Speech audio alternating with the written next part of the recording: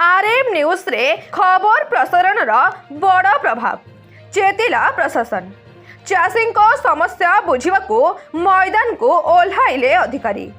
कटक सदर निर्वाचन मंडली अंतर्गत किशोरनगर तहसिल ईशाणी ब्रह्मपुर पंचायत रे चाषी जलबंदी समस्या को नहीं आरएम न्यूज रे प्रमुखतार सह खबर प्रसारण पर शेष में प्रशासन चेता पशिछि। खबर गुरुत्व और संवेदनशीलता को अनुभव करी जल संपद विभाग कनिष्ठ अधिकारी आज घटनास्थल परिदर्शन करने सह अधा पांतरिया कार्य को तुरंत शेष करने कड़ा निर्देश देइछंती। सूचना योग्य जे गत 7 तारिख में आरएम न्यूज माध्यम स्थानीय अंचल एक संगीन चित्र सामना को अणा जाइथिला।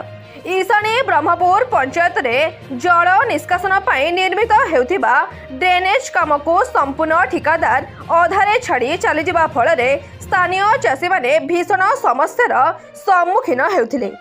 वर्तमान राज्य में सक्रिय भावे लघुचाप जनित प्रबल वर्षा जोगु जल निष्कासन सुव्यवस्था नथिबारु हजार हजार एकर चाष जमी एवं जलमग्न हो रही। चाषी माने अति कष्ट प्रस्तुत करिथिबा धान तली पानी रे बुड़ी संपूर्ण नष्ट हो जाइथिबा नै गणमाध्यम आगे क्षोभ प्रकाश करथिले।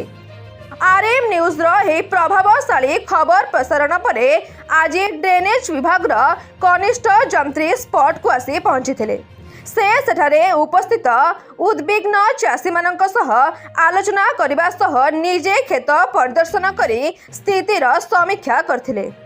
आगामी दिन में चाषी मानक पई जल निष्कासन नाल सफाई एवं ड्रेनेज कार्य को किभली सुचारू रूपे संपन्न करा जिवो से नै एक दृढ़ प्रतिश्रुति दैछंती। एही निर्देश पर आज सकाळु ही युद्धकालीन भित्तिरे काड़ा नालर सफाई कार्य आरंभ हो जाइछि। खबर प्रसारण करी चाषी स्वर को प्रशासन पाखरे पहुंचाइथिबारु अंचलवासी और चाषी कूल आरएम न्यूज को साधुवाद जणाइछंती।